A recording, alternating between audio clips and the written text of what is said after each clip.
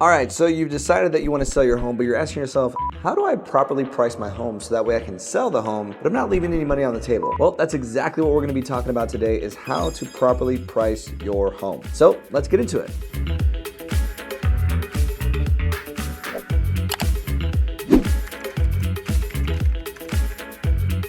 What's up, guys? Welcome back to the channel. If you're new here, my name is Dylan Hernandez, Marine Corps veteran turned real estate professional, and I help buyers, sellers, investors, and real estate professionals navigate the real estate industry. And today we're going to be talking about a very important topic, and that is how to properly price your home. But before we go into that, I want to talk about something that's very important to understand before even pricing a home, and that's how do buyers choose a home? Well, simply put, they're going to be doing what's called a comparison shopping. So they're going to go in and they're going to be looking for certain parameters, whether that's beds, baths, square footage, areas, whatever the case is, and they're going to be looking for all those factors. But most importantly, they're going to be looking based off of their price range of what they can afford. So you got to consider that you might meet everything they're looking for as far as beds, baths, square footage, area, whatever the case is. But if you don't meet the price point that they're looking for or what makes sense for the area that you're in, then there's a good chance that your home might not be seen by that buyer because you're not priced properly. So that's why it's important to ensure that you're priced accurately based off of data, not just personal opinion. So let's go into actually pricing a home and how it's determined. So when it comes to pricing a home as a realtor, we're going to do what's called a comparative market analysis. And all that's doing is going to be looking at the current data of what's sold and closed most recently in that area and what buyers and sellers have agreed to when it comes to the sale of a home. Now, there's going to be a few factors that are taken into consideration when it comes to comparing your home to these other comparable homes. And that's going to be a multitude of different factors, such as beds, baths, if there's a pool, where that lot's at. There's going to be a lot of different factors that are taken into consideration of how these properties compare to yours, and so that way you can come up with a price. Now, one thing I want you to remember is when it comes to doing a comparative market analysis or pricing a home, you're not going to come to a pinpoint to the penny price, but a tight realistic range of what your home should sell for, and then ultimately it depends on what strategy you want to implement when it comes to selling your home. Now, another disclaimer that I want to talk about before we get into the pricing of a home is this is going to drastically be dependent on your area, where you're living, and the market that you're at, and the micro and macroeconomics of that area, because ultimately if you're in a seller's market, that's going to change how you price a home versus a buyer's market or a neutral market. So just keep that in mind as we're talking about this, that it's going to drastically depend on your area and your market. So when it comes to the different ways to price a home, once you've done the comparative market analysis, you've looked at homes that have sold and closed most recently that are comparable to your home as far as condition, area, beds, baths, so on and so forth. Now it's time to decide how to price your property. So when it comes to pricing, you can either price at market value, you can price slightly below market value, or what a lot of people tend to want to do in the beginning is you can price above market value. And typically the justification is for this is to leave room to negotiate. And there could be arguments that are made for each type of pricing, and there's pros and cons of each. So let's talk about it. So first things first, the most common thing that I hear is I want to price it on the higher end because I want to leave room for negotiation. Well, if you're in a market that's neutral or even a buyer's market, which is what we're seeing a lot of right now, one thing you have to consider is when you're priced on the higher end, kind of like I talked about earlier, your home might not even be looked at because it's not priced accurately based off the area that you're in. But also, when you're priced on the higher end, you have to ask yourself, what is the incentive for a buyer to purchase my home over the next home to the left and right of me that are priced lower? Now, it's really easy to say, well, my home's better because of X, Y, and Z, but this is typically what we call the endowment effect of thinking that my home is the best out of everything because I put this small little thing in here, and the buyers are going to want to buy my home over that one.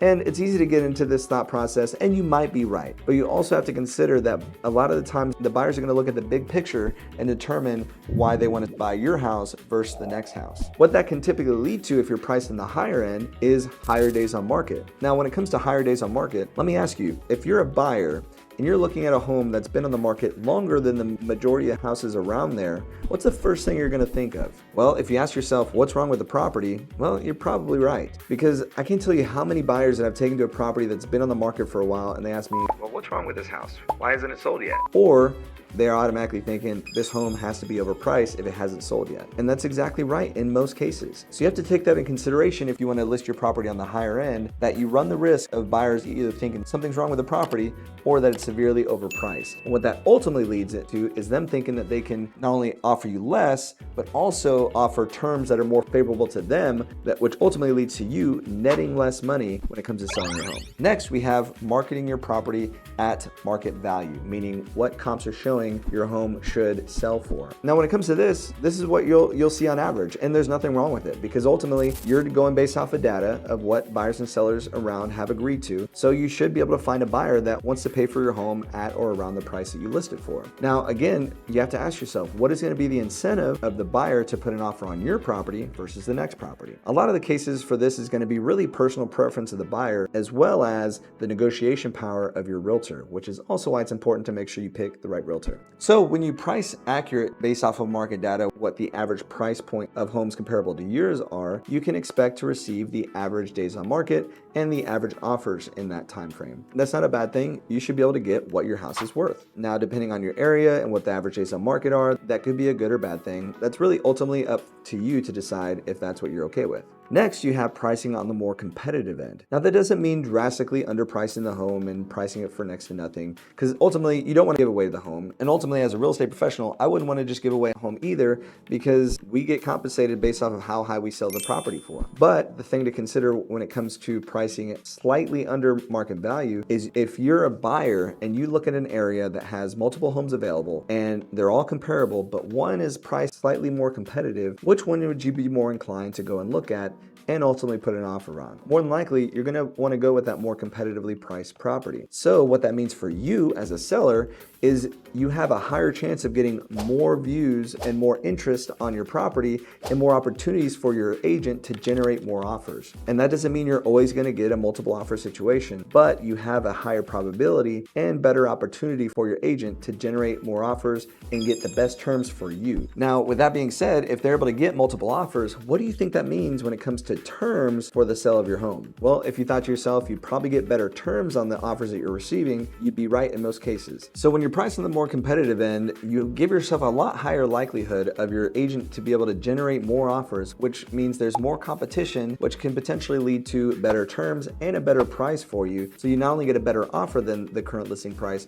but you also get better terms, which ultimately means you net more in the end, which is what your goal is, right? So that's why it's important to take consideration of how you price your property and what strategy you want to use when it comes to getting it sold. Now, let's talk about appraisal, because this is another thing that I hear pretty often is, well, Dylan, I'm paying taxes on $255,000, but you're telling me that you probably couldn't sell it for more than $220,000. So when it comes to your appraisal, they're going to be canvassing an area and they're going to be just taking surface level information to determine your appraised value or your taxed appraised value for your property. And when it comes to getting an appraisal done for financing on your property from the buyer, they're again going to be just using data around the surrounding area. But what you have to realize is you can be on the market for 100 days at a certain price and then it appraises for over what the buyer's willing to pay. But ultimately, market value is going to be determined by what a buyer is willing to pay for your property, not what an appraiser says your property is worth. Those are two different things. And a lot of people tend to think that because a number's on a paper, that's what they're going to sell their property for. And it should be close, but again, that's going to be determined on a lot of different factors that is unique to your home each time. So if you're able to sell your property for over the appraised value, then great, you're able to capitalize and be able to get more than what your home is worth. But in the slim chance that your home under appraises, the one thing that I want you to keep in mind is at that point, you have to realize you didn't leave any money off the table because you squeezed every dollar out of that property. And even if you had to reduce your price to the appraised value, that means that you got every single dollar out of that property. So ultimately, when it comes to pricing your home, you want to make sure you have a good comparative market analysis that shows factual data of what has sold and closed most recently, what sellers and buyers have agreed to when it comes to sales in your surrounding area. Two, you want to decide on which strategy you want to use when it comes to pricing your property, whether that's competitive, market value, or above value. And lastly, you want to make sure that you understand that ultimately what determines value is what a buyer is willing to pay. So I know that's a lot of information and you might still have questions on how to price your property or what your property might need to be priced at to get it sold. But until next time, make sure that you like, comment, subscribe, and send this to someone that needs help when it comes to selling their home. I'd love to be able to get in contact with them and get them taken care of. Have a good one, stay blessed, and I'll see you on the next one.